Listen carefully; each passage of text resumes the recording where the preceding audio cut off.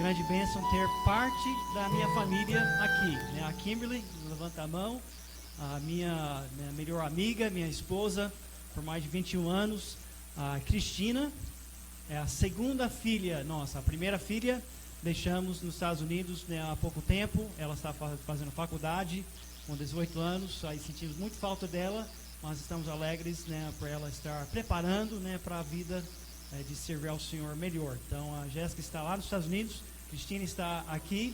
A Cristina é a primeira brasileira da nossa família.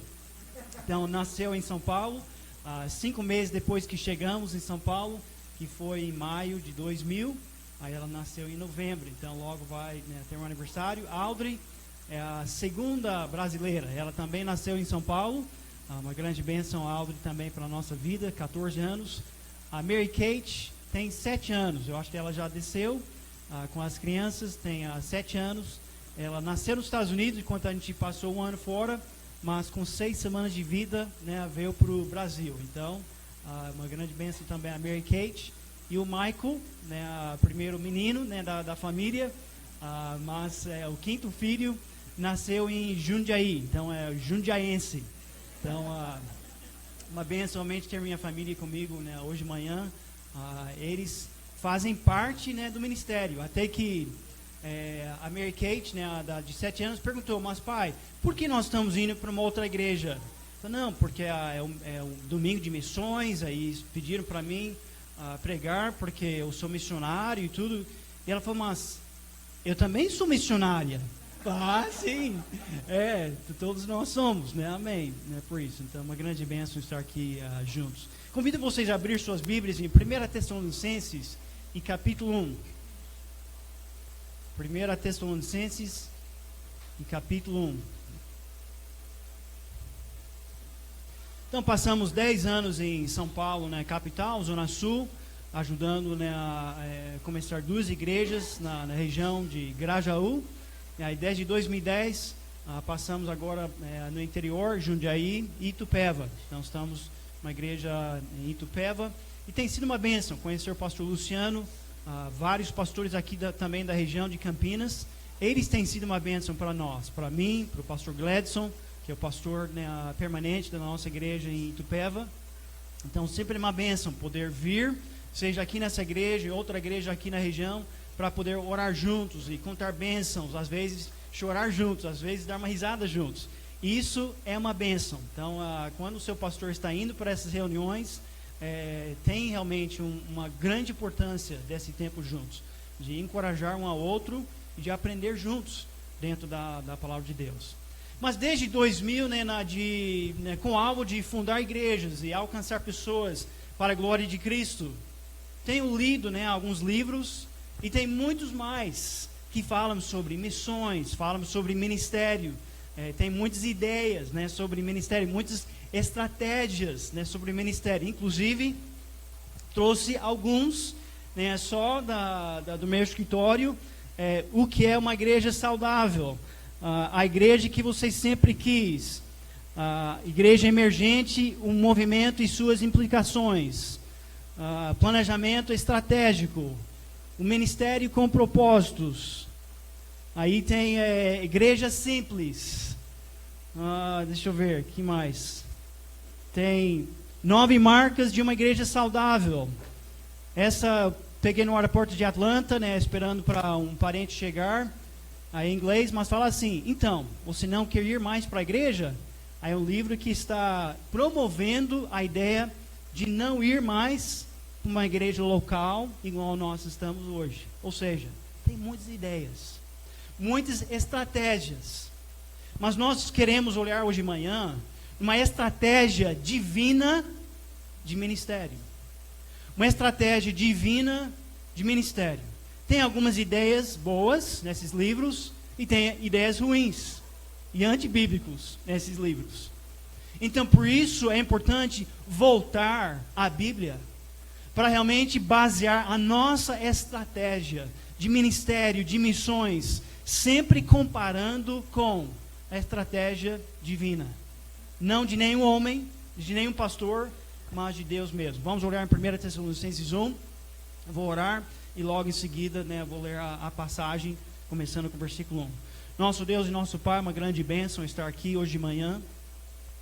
Uma bênção, Deus, estar numa igreja que tem sido fiel.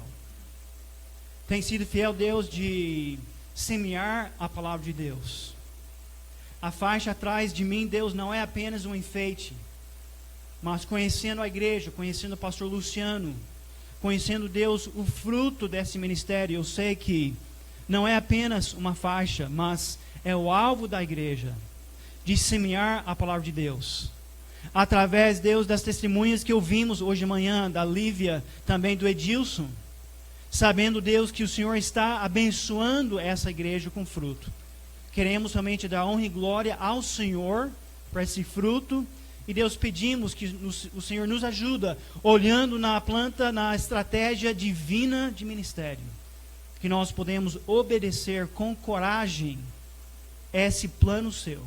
No nome de Jesus eu oro. Amém. Então, versículo 1, 1 Tessalonicenses, e capítulo 1, fala assim: Paulo, Silvano e Timóteo, a igreja dos Tessalonicenses, que está em Deus Pai e no Senhor Jesus Cristo. Graça e paz vos sejam dadas. Sempre agradecemos a Deus por todos vós, mencionando-vos em nossas orações. Deixe-me pausar um pouco. Anote bem quantas vezes o nome de Deus é citado. Pai, Deus, Jesus, Senhor. Note bem isso, tá? Versículo 3. Diante de nosso Deus e Pai, lembramo-nos constantemente da vossa fé atuante, do vosso amor prestativo e da vossa esperança bem firmada em nosso Senhor Jesus Cristo. Irmãos, amados de Deus, sabemos que fostes escolhidos por Ele, porque nosso Evangelho não chegou a vós somente com palavras, mas também com poder, com o Espírito Santo e com absoluta convicção. Sabeis muito bem como procedemos em vosso favor quando estávamos convosco. E vos tornastes nossos imitadores e do Senhor, recebendo a palavra com alegria que vem do Espírito Santo, mesmo em meio a muita tribulação. Dessa forma, tende-vos tornado modelo para todos os crentes na Macedônia e na Acaia. Pois a partir de vós, não somente a palavra do Senhor foi ouvida na Macedônia e na Acaia, mas também a vossa fé em Deus foi divulgada em todos os lugares, a ponto de não precisarmos mais falar sobre isso.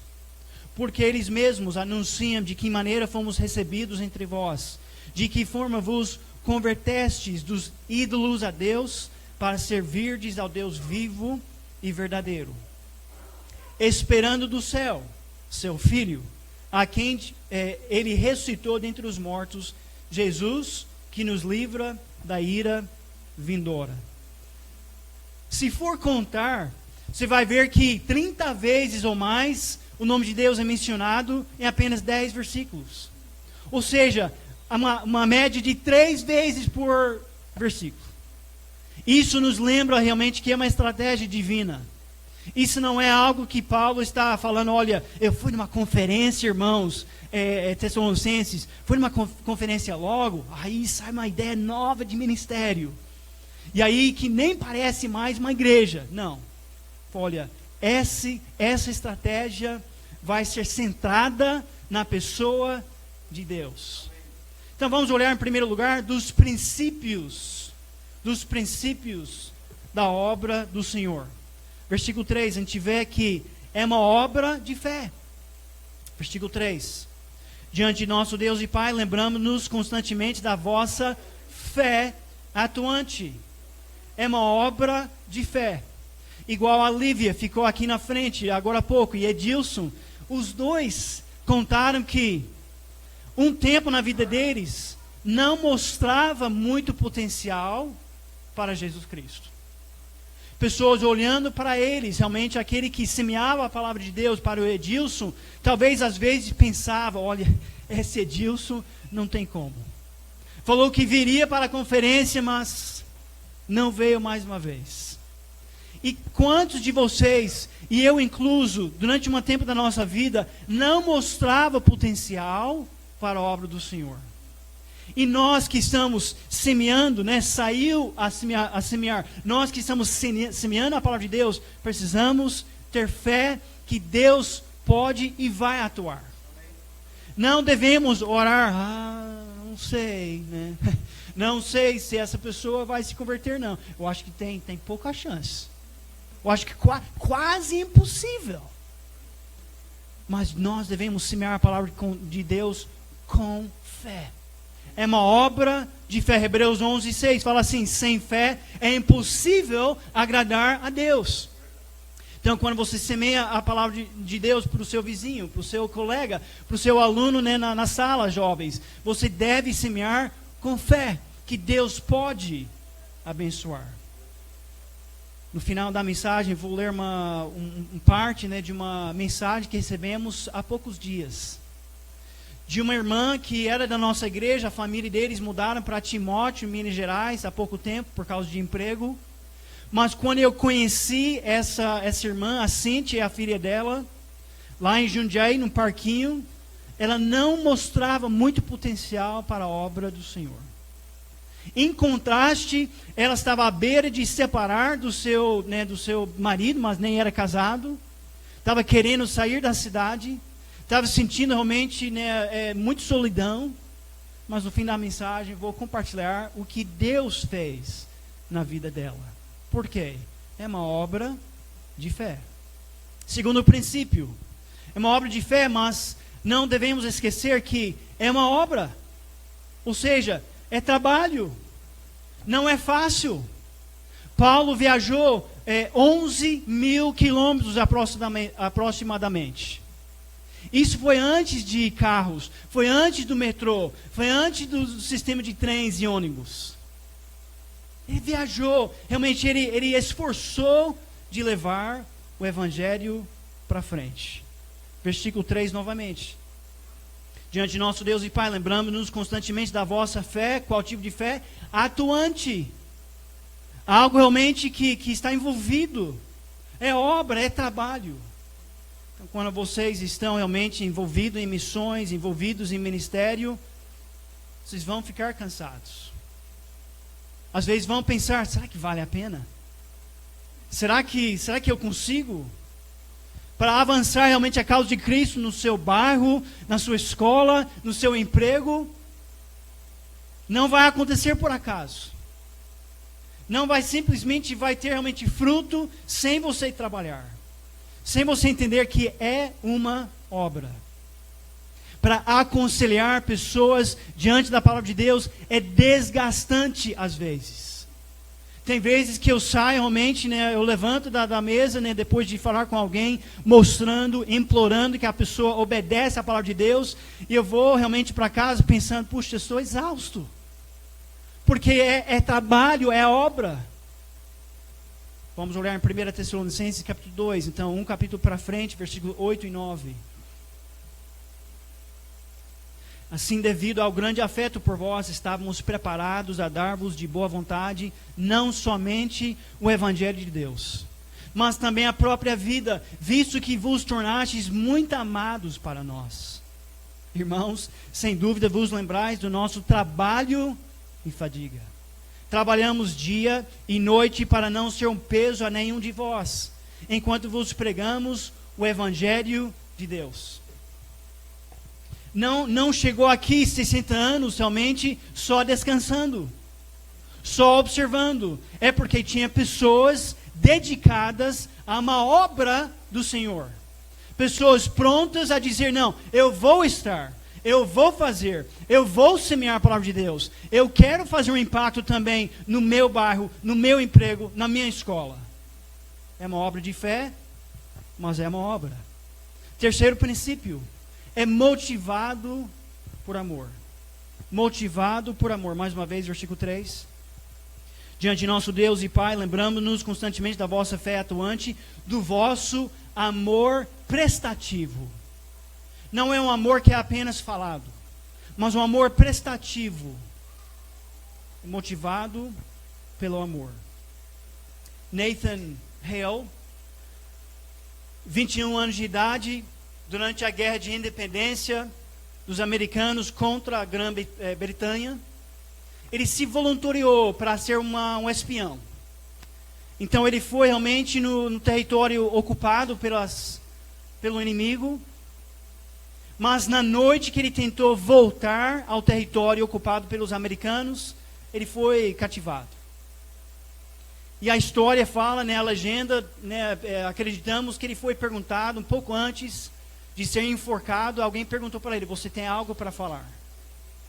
E o Nathan Hale, com 21 anos de idade, falou assim: olha, só me arrependo de ter apenas uma vida só para dar para o meu país. Nathan Hale foi motivado por amor para dar vida para o seu país. Agora, em contraste, eu vi uma história de uma professora substituta. Então ela foi, né, a professora não podia ir naquele dia, então ela foi no lugar dela. E aí foi tentando ensinar, mas tinha 2 alunos que estavam realmente fazendo muito arte, né, não estavam obedecendo. O Joãozinho e o Roberto. E aí dava muitos problemas durante o dia. Então essa professora substituta deixou um recado para a professora que ia voltar no próximo dia. E ela deixou um recado, e o recado foi assim: se eu tiver apenas uma vida para dar para o meu país, seria a vida do aluno chamado Joãozinho, ou talvez a vida do aluno chamado Roberto. Eu vou dar a vida deles. Ou seja, não estava sendo motivado por amor para aqueles 2 alunos. Mas Paulo está falando aqui: olha, nós, os princípios da obra do Senhor, é uma obra, né, de fé, é uma obra, ou seja, é trabalho, mas devemos ser motivados por amor. Esse amor, irmãos, não vem através de nós só. Se nós não estamos crescendo no amor de Jesus Cristo, renovando a nossa mente, é impossível que só de mim, só de Davi, só de minha bondade pouca que eu tenho, que vai sair esse tipo de amor. É através do amor de Cristo que eu vou conseguir amar o meu próximo.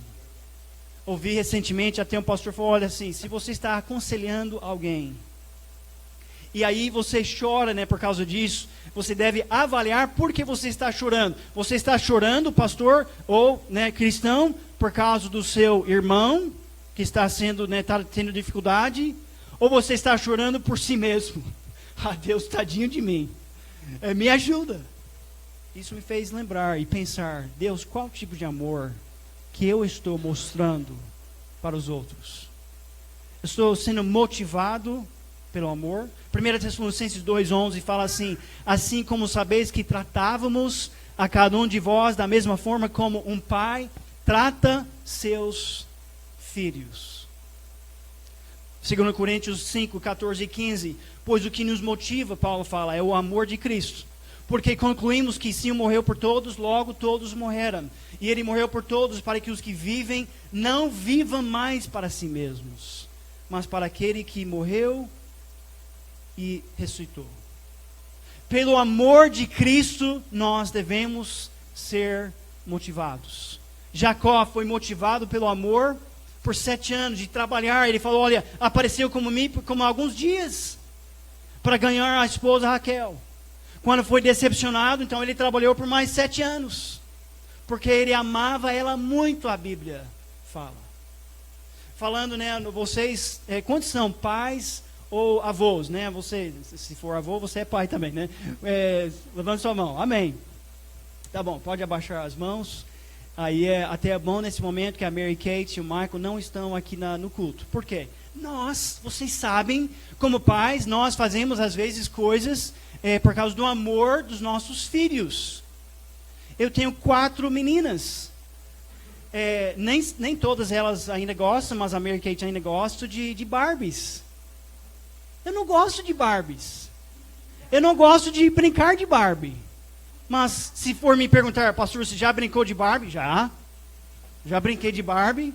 Às vezes até Mary Kate fala para mim: pai, você não está brincando bem. Puxa, eu não sei.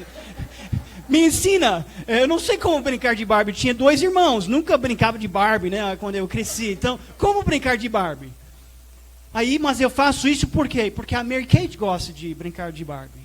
E porque eu amo ela como pai, então eu quero realmente mostrar esse amor para ela. Ontem a gente saiu, né, andamos um pouco numa trilha, E logo o Michael, né, a Kimberly voltou para casa antes. Aí eu olho para trás e o Michael está com uma camisa cheia de pedras. Fala, Michael, o que você tem aí? Essas pedras são para a mamãe. Ela vai ter uma coleção de pedras agora. E eu pensei, na minha mente, a Kimberly vai adorar essas pedras. Pedras sujas, feias, né? Mas Michael era joias, né? Que ele estava levando de volta para casa. Mãe, ele entrou assim, mãe, trouxe pedras para você. E a Kimberly, amém, obrigado. Né? Que bênção, né? E depois, o que eu vou fazer com essas pedras?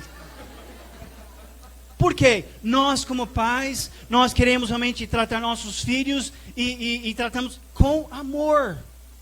Então nós, no ministério realmente não é fácil. Ministério nós vamos lidar com pessoas às vezes que não é fácil de amar. Que não entendemos às vezes. Que têm um passado completamente diferente. Têm ideias diferentes. Mas através de amor de Cristo nós devemos pensar, Deus me ajuda a amar essa pessoa. Se Deus, enquanto Deus está chamando pessoas para sair dessa igreja, e ir para outros campos missionários, eu te digo que vai ter alguns campos missionários que não vai ser fácil para um missionário amar as pessoas daquele campo. Agora, graças a Deus, os brasileiros são fáceis, né? Amém? Amém. São fáceis, né? Tem churrascaria, tem pão de queijo, né? Sempre convidam para dentro de casa, amém. Mas tem campos missionários, gente, que não são tão fáceis. Recentemente eu fui levar a Jéssica e a minha filha, a Cristina, as duas mais velhas, para a Albânia e para o Kosovo. Porque elas sempre falavam para mim, especialmente nos últimos anos, pai, nós queremos fazer uma viagem missionária. Nós queremos estar num campo missionário onde nós não entendemos a idioma, onde nós não entendemos a cultura. Então foi possível, graças a Deus, para ir para a Albânia e Kosovo. O segundo dia que nós estávamos lá, fomos distribuir convites para uma conferência em Albânia, a cidade capital de Tirana. Em cada 10 casas que nós fomos, a média era uma pessoa só que recebia o convite. Nós não estávamos chegando, nós podemos entrar na sua casa e passar a próxima meia hora falando de Cristo, o Evangelho? Não falamos isso. Apenas bati na porta, e aí com um grande sorriso, que eu não falava mais nada, então podia sorrir. Mas tinham os filhos dos missionários ao lado, traduzindo, e falava assim, temos um convite que gostaria de dar para você. Mas a maioria ou fechava a porta, ou pegava e falava, tá. E aí entrava de volta em casa. Não é fácil em Albânia e Kosovo, muitas vezes, amar as pessoas que não querem o Evangelho. E não tem realmente a educação de pelo menos aceitar o convite. É difícil. Mas motivado pelo amor de Cristo, isso vai nos ajudar. Quarto princípio, né, nós lembramos os princípios da obra do Senhor. É uma obra de fé, é uma obra, ou seja, é trabalho. É motivado por amor, mas também é observado por Deus. Observado por Deus. Olha o versículo 3 novamente. Diante de Deus e Pai. Diante de nosso Deus e Pai. Pastor Luciano não vai ver tudo que você faz por Deus. Os diáconos dessa igreja não vão poder observar tudo que você faz por Deus. Mas 1 Coríntios 15:58 fala, portanto, meus amados irmãos, sede firmes e constantes, sempre atuantes na obra do Senhor, porque sabendo que nele vosso trabalho não é inútil. Deus observa. Deus está vendo isso. Hebreus 6:10, porque Deus não é injusto para se esquecer do vosso trabalho e do amor que mostraste para com o seu nome, pois servistes os santos e ainda os serves. Deus não esquece. Deus não tem surpresa para Deus. Sério? Mesmo, irmão? Você semeou a palavra de Deus? Você está investindo tempo na família e tal? Você fez tal sacrifício? Você está tentando evangelizar na sua escola, no seu... Sério? Não, ele não é uma surpresa para Deus. Ele vê isso. Ele realmente quer te ajudar. Ele está observando realmente aquilo que você faz para Deus. mas deve ser por Deus. Não devemos fazer para o pastor Luciano. Não devemos fazer só pelo nome da Igreja Batista Regular em Vila Teixeira. Oh, aquela igreja é uma igreja boa. Devemos fazer para que as pessoas possam ver que nosso Senhor é um Senhor bom. Isso deve ser nosso motivo. Porque diante de Deus e nosso Salvador Jesus Cristo. O Apple Watch 3 vai ser lançado logo. Né? O Apple Watch 3 eu não tenho. Eu acho que nunca vou ter. Mas o Apple Watch 3 vai ter muitas novidades, pelo que eu li. Vai ter um GPS no próprio relógio. Vai ter um altímetro. Eu tinha que procurar a definição dessa palavra, mas vai ter um altímetro que mede a altura, né, e tudo isso. Então, vai poder ler o batimento cardíaco enquanto você está descansando, fazendo exercícios. Após, né, os exercícios, vai medir tudo isso. Vai poder fazer ligações independente do seu iPhone. Vai mandar mensagens. Né, vai cozinhar arroz e feijão. Não vai fazer isso. Mas faz muita coisa. O Apple Watch 3.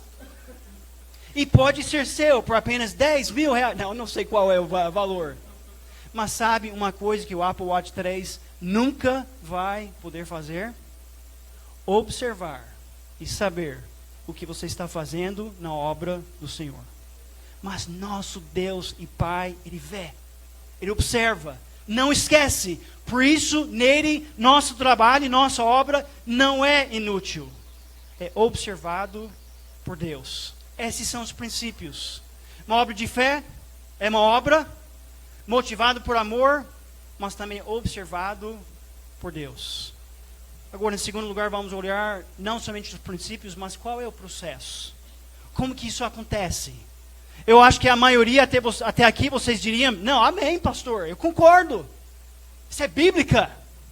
Mas qual é o processo? Vamos olhar em versículo 5. 1 Tessalonicenses, capítulo 1 e versículo 5. Porque nosso evangelho não chegou a vós somente com palavras. Então, em primeiro lugar, a gente vê que o processo da obra do Senhor é proclamada verbalmente. Proclamada verbalmente. Edilson contou realmente em palavras claras hoje. Olha, eu fui parando nesse estabelecimento, eu não lembro o nome do irmão, mas tal irmão falava de Cristo para mim. Por quê? Verbalmente, aquele irmão proclamava o Evangelho. Lívia falou a mesma coisa. Olha, Deus usou tal pessoa e ofereceu um estudo e tal, e depois disso eu aceitei Cristo como Salvador. Proclamada verbalmente. 1 Tessalonicenses 5 deixa isso bem claro. Marcos 5, 19 e 20. O homem Geraseno que foi possuído por demônio, Jesus falou assim para ele no final: vai para casa, para a sua família, e anuncie-lhes quanto o Senhor fez por ti. Agora eu te pergunto, já foi para a sua casa? Já foi para os seus parentes? Já contou para os seus amigos? Já contou para os seus colegas? Já proclamou verbalmente, realmente, o Evangelho, essa semente da palavra de Deus? Se não, irmãos, ore e faça isso. Deus me dá a oportunidade. Deus me dá a sabedoria para poder proclamar verbalmente o Evangelho. Mas além disso, versículo 5, nós podemos ver também, é patrocinado pelo Espírito Santo. Patrocinado pelo Espírito Santo. Eu poderia fazer 100 treinamentos de evangelismo.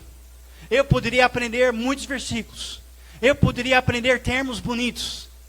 Eu poderia usar ilustrações fantásticas. Mas eu nunca devo esquecer que depende da obra do Espírito Santo para a pessoa aceitar Jesus como Salvador. Eu devo proclamar, mas eu devo lembrar, olha, eu dependo na obra e no trabalho do Espírito Santo. Olha o versículo 5 mais uma vez. Porque nosso evangelho não chegou a vós somente com palavras, mas também com poder. Qual tipo de poder? Com o Espírito Santo e com absoluta convicção. deixa alguma coisa aqui em 1 Tessalonicenses, volta para 1 Coríntios. 1 Coríntios 2, 1 a 5.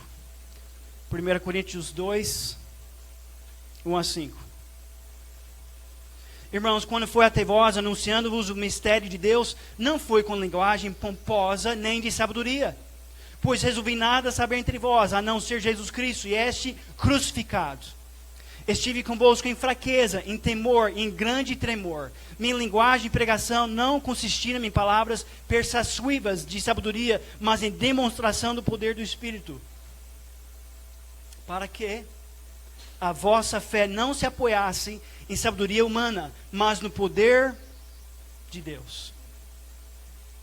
Depois de 60 anos, mesmo depois de 120 anos, esta igreja, a minha igreja, eu como pessoa, a minha família, nunca devemos esquecer que dependemos do poder do Espírito Santo.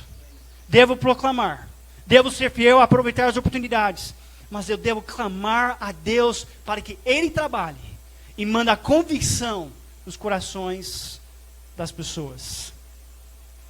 Aí eu gosto de trabalhar com ferramentas. E durante os anos, de ter o ministério de plantar igrejas novas, graças a Deus o Senhor tem usado irmãos, para doar ferramentas, para mim.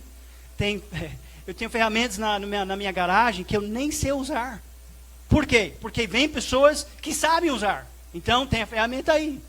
Às vezes pergunto, pastor, sabe? Não sei usar. Mas tal irmão, que vem para trabalhar, ele sabe usar. Mas uma ferramenta que eu gosto bastante, essa furadeira aqui. Eu me sinto poderoso, quando eu estou trabalhando com isso. Eu gosto muito. E esses dias, minha furadeira, sem fio, pifou. E eu peguei essa novamente e eu falei para minha esposa, olha, isso é tão prático e é rápido, tem que tomar cuidado que não fure para o outro lado da parede. Estava colocando coisa em casa.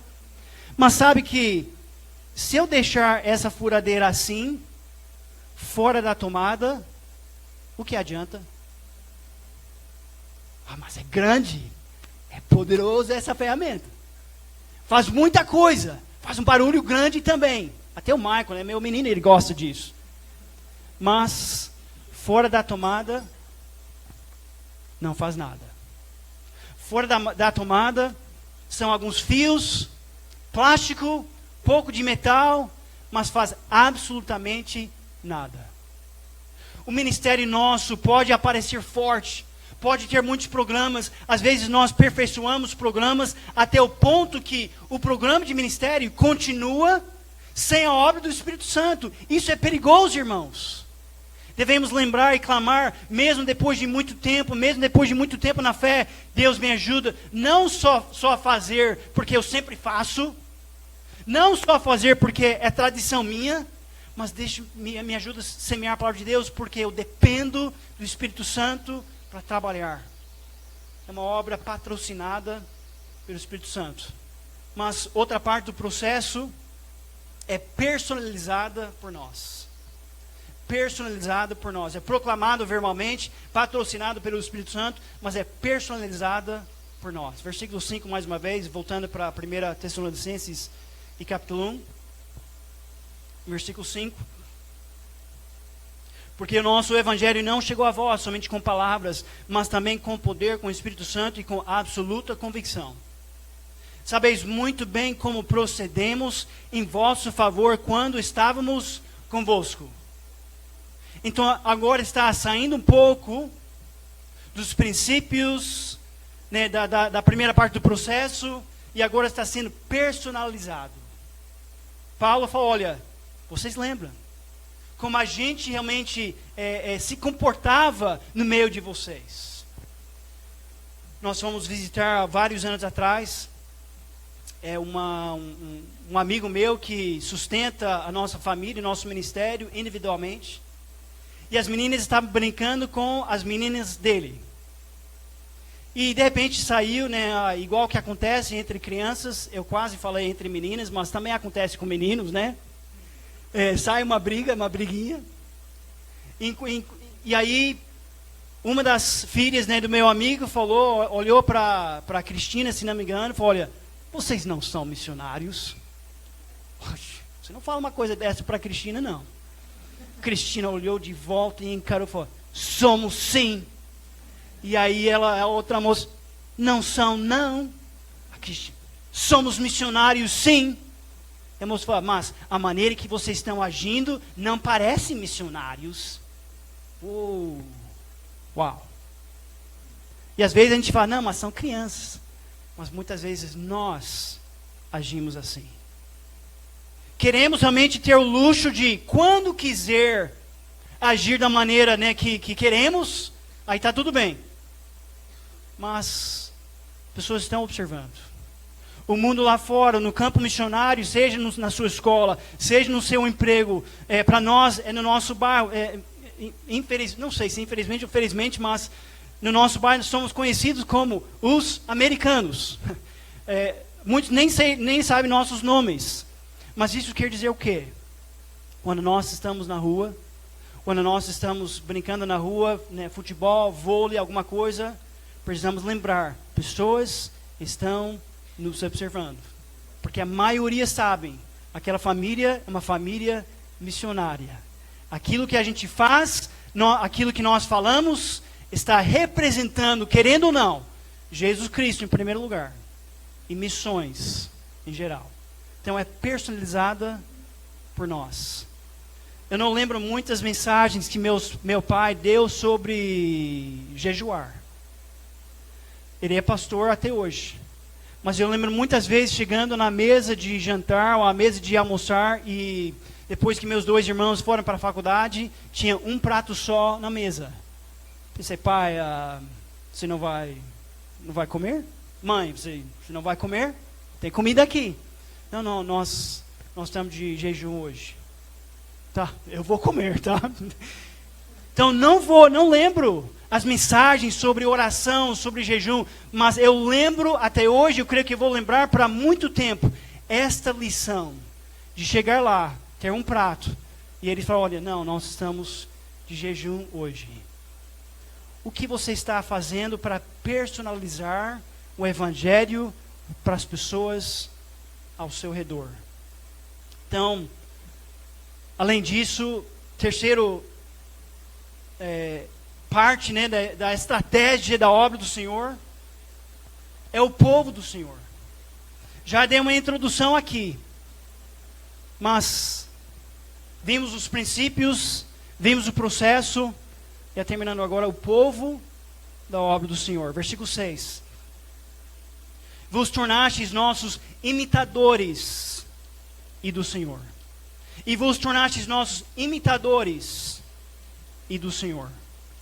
Então, em primeiro lugar, o povo da obra do Senhor devem ser imitadores influentes. Imitadores influentes. Você não pode ir e fazer discípulos até você se torna um discípulo dedicado do Senhor. Entenda bem isso. Você não pode ir e fazer discípulos, missões, até você se tornar um discípulo dedicado do Senhor.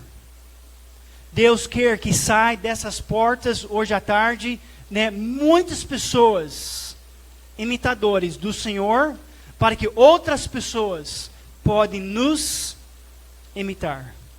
Foi uma grande bênção. Qual é o nome do seu filho? Max? Foi uma grande bênção ver o Max, né, hoje de manhã. Estava cantando, né, vendo o pastor Luciano e outro irmão, Júnior. Outro irmão Júnior, né, tocando o violão. De repente eu olho para o lado e o Max está aqui na frente. Também tocando, né? Ele trouxe o violão dele. Amém.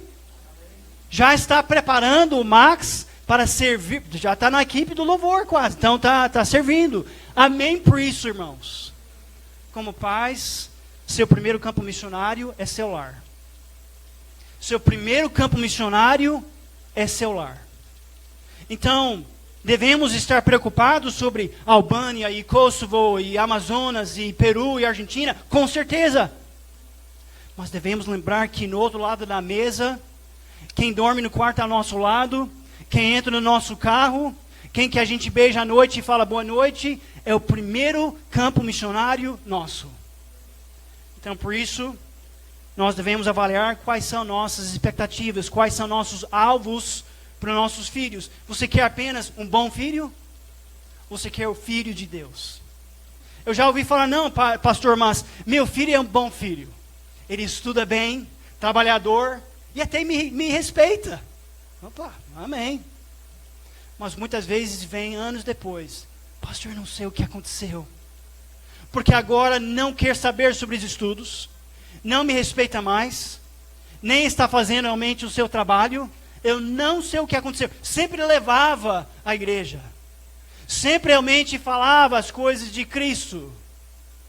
Mas muitas vezes, agora entenda, nós como pais podemos fazer nosso máximo e ainda o filho decidir desobedecer. Eu entendo isso. Mas muitas vezes é porque nossa expectativa é apenas ter um bom filho. Quero ter um bom filho só. E um bom filho. Como que eu vou esperar mais do que isso? Diante da cultura assim tão grande. Mas olhando para outros jovens, ele é um bom menino. Ele é uma boa menina. Mas Deus quer que nós realmente, como nosso primeiro campo missionário, olhe para os nossos filhos e fala, olha, queremos que vocês sejam imitadores, influentes. Que vocês nos imitam como nós estamos imitando o nosso Senhor. Esse é o primeiro alvo nosso, pais. Às vezes nós, pais, olhamos para nossos adolescentes e falamos assim, mas são meninos. Vai exigir isso? São meninos, são crianças. Mas pensa, muitas vezes, os adolescentes já estão assistindo programas com conteúdo adulto. Já estão jogando videogames com conteúdo adulto. Já estão enfrentando tentações na escola, na rua, em outros lugares, que são tentações de adulto. Então nós devemos realmente acordar, pais, e já tentar realmente ensinar e discipular nossos adolescentes para já começar a agir, não como eu como pai, mas agir com maturidade na fé de Jesus Cristo. Jovens, eu te pergunto, quais são os alvos da sua vida? Ah, pastor, eu quero ser o melhor jogador de videogame do ser humano. Ah, pastor, eu quero realmente ser o melhor jogador de futebol que já existiu.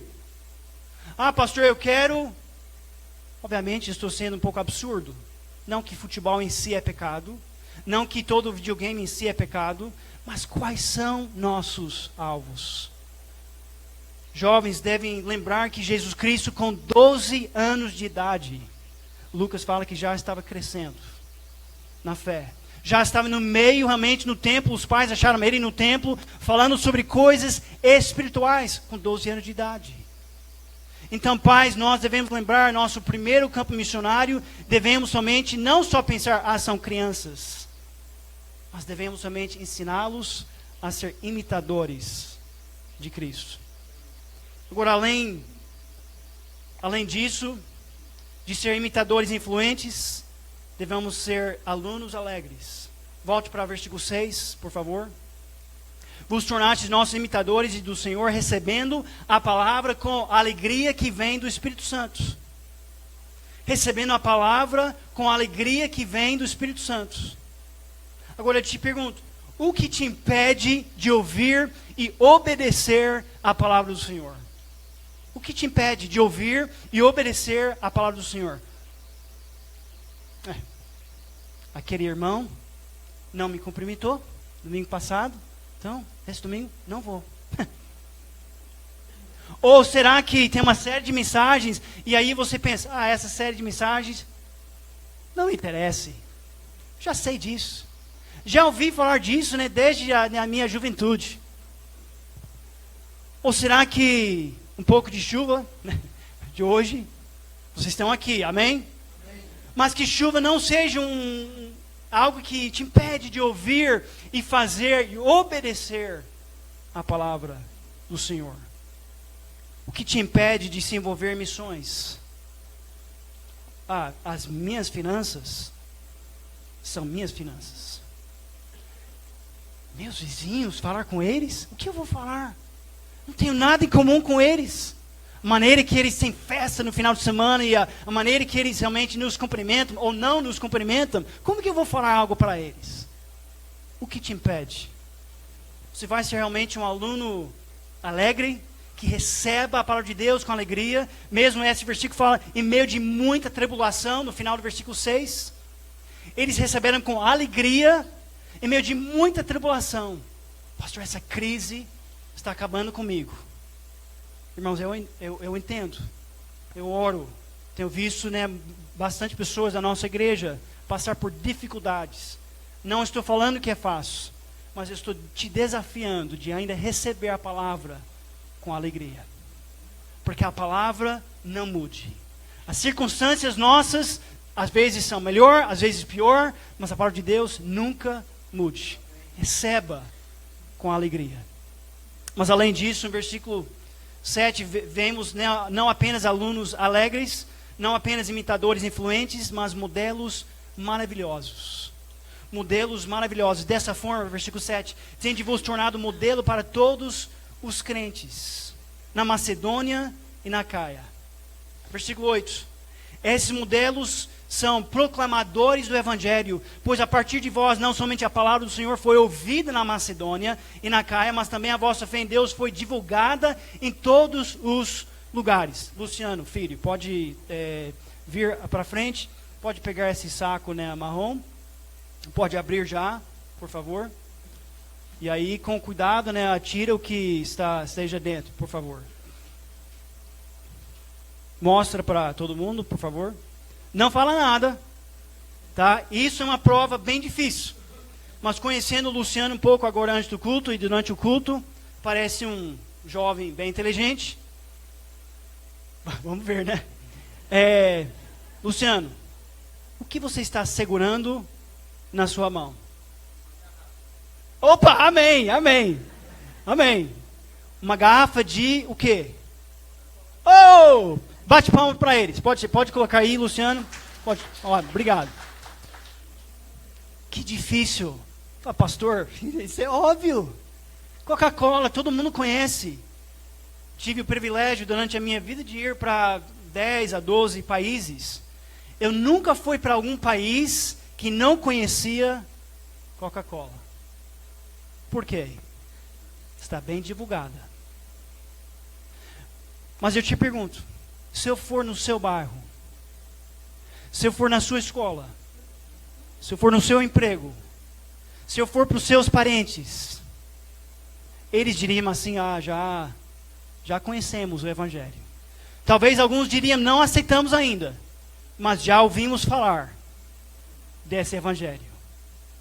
Porque é assim o que fala versículo 8. Pois a partir de vós, não somente a palavra do Senhor foi ouvida na Macedônia e na Caia, mas também a vossa fé em Deus foi divulgada em todos os lugares, a ponto de não precisarmos mais falar sobre isso. Ninguém tinha que introduzir Coca-Cola para vocês, hoje de manhã já conhecia.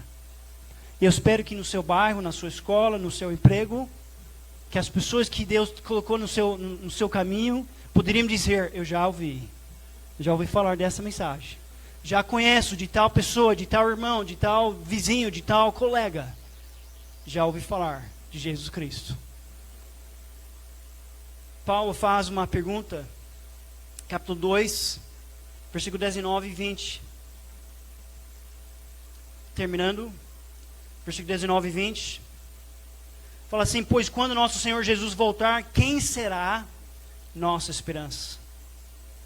Quem será nossa alegria e coroa de glória diante dele? Ou seja, Paulo, falando de uma maneira resumida, estava perguntando, o que vale a pena?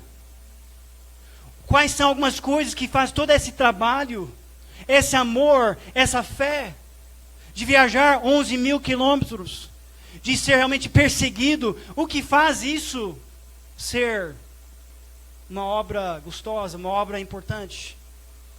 O grande fator, ele já responde. Versículo 19. Quem será nossa esperança, alegria e coroa de glória diante dele? Por acaso não sois vós? Na verdade, vós sois a nossa glória e nossa alegria. Então ele estava falando, olha, vocês que são fruto do ministério. Ouvindo realmente as testemunhas da Lívia, do Edilson, ouvindo as testemunhas dos missionários que voltam e falam: olha, irmãos, vocês estão tendo parte realmente de mandar o evangelho para frente. Pessoas estão aceitando Cristo como Salvador. Vidas estão sendo transformadas pelo evangelho. Isso realmente que faz toda a diferença. Gostaria de terminar lendo um pouco. Recebemos essa semana da irmã Cíntia. Aceitou Jesus como Salvador há alguns anos atrás, junto com Wilson. Depois eles se casaram. Depois eles se batizaram. Depois se tornaram membros da nossa igreja. Depois a filha, se converteu. Depois a mãe da Cíntia se converteu. Mas mesmo diante disso, lutas e dificuldades. E recentemente foi necessário mudar para uma outra cidade. Foi difícil sair realmente da nossa igreja, onde conheceu Cristo como Salvador. Ir para uma cidade longe, Timóteo, em Minas Gerais, 10 horas de distância. E tem passado por dificuldades. Mas recentemente ela falou assim: Kim, que é minha esposa, Deus tem quebrantado tanto meu coração. Estou me sentindo tão feliz em poder servir nosso Senhor, para a honra e glória de Deus. Deus tem usado pessoas na minha vida para mostrar seu amor e confirmar sua presença nessa caminhada. Hoje teve um testemunho incrível de transformação na vida de uma pessoa, do amor de Deus, do resgate. Percebi que a minha vida foi toda assim: Deus me livrando, me amando e me resgatando. Sou grato a Deus pela misericórdia e o amor incondicional que tem por mim e por todos, mesmo sendo ruins e pecadores. Percebi que Ele me salvou e me colocou aí em Jundiaí para conhecê-lo, e tenho sentido que Ele me colocou aqui para que meu relacionamento com Ele melhorasse. É que eu confiasse somente nele, colocasse o Senhor em primeiro lugar na minha vida, sendo meu único e melhor amigo, meu confidente, meu consolador, meu pai. Melhorando meu relacionamento com meu marido e com meus filhos, para que possamos ser servos fiéis. Através desse testemunho de hoje, senti em meu coração que nas férias de janeiro, ela falou: eu gostaria de falar esse testemunho também de novo na igreja em Itupeva. Cintia não mostrava muito potencial para a obra do Senhor. Estava querendo sair de Jundiaí, reclamando do lugar, não conhecia muita gente. Estava pronto realmente a separar do Wilson. Tinha uma filha só naquela época. Mas Deus fez a obra.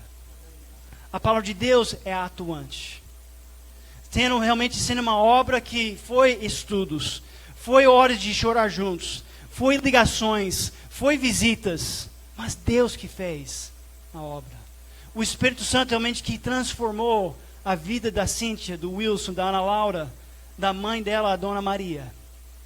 E esse é o que Deus está fazendo no seu meio também, através da Lívia, do Edilson e de outros. Então, se envolver em missões, nós devemos seguir essa estratégia divina de ministério. Não devemos só basear em livros. Tem ideias algumas boas, mas a única é perfeita é que está nesse livro de Deus. Faça e siga esse plano perfeito. Baixe a cabeça, por favor, feche os olhos comigo hoje de manhã. Nosso Deus, nós te agradecemos pela oportunidade de estar aqui hoje de manhã. De lembrar que o Senhor colocou na sua palavra essa estratégia divina de ministério. E através, Deus, dessa família cristã, que pode sair, Deus, das portas hoje à tarde, muitos imitadores influentes, que acreditam, Deus, nos princípios da obra do Senhor, que estão prontos, Deus, a seguir o processo da obra do Senhor. E Deus, com cada dia mais, estão se tornando semelhante a Cristo para ser o povo da obra do Senhor. Ajuda os pais, Deus, no seu primeiro campo missionário, que é o lar. Ajuda os jovens, Deus, quando eles forem para a escola amanhã. Quando eles forem brincar, Deus, amanhã no bairro. Talvez no campo de futebol. Talvez na quadra de vôlei. que podem ser imitadores e influentes. Para que Deus, nós podemos dar honra e glória ao Senhor, ao todo fruto que o Senhor traz. Nós te amamos, te agradecemos, Deus, por tudo isso.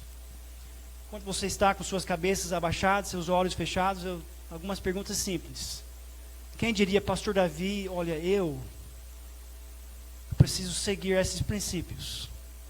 Conheço Cristo talvez por muito tempo, mas tem algumas áreas na minha vida que eu não tenho seguido esses princípios, esse processo.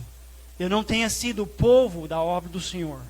O Espírito Santo mostrou algo na minha vida, que hoje eu quero sair daqui, sendo um aluno alegre, sendo um imitador e influente, para a glória e honra do Senhor. Levante sua mão, por favor, ore por mim, pastor. Essa é a minha oração, esse é meu desejo. Amém.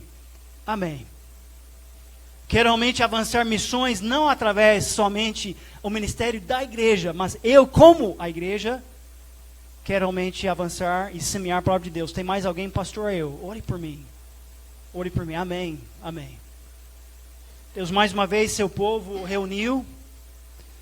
Entendemos, Deus, que aqui, esse tempo juntos, é uma parte somente da obra do Senhor. A maior parte da obra do Senhor é feita fora dessas paredes. Então, Deus, nos ajuda a sair daqui como imitadores influentes, alegres alunos, modelos maravilhosos, para a sua honra e sua glória. Em nome de Jesus Cristo eu oro. Amém. Pastor.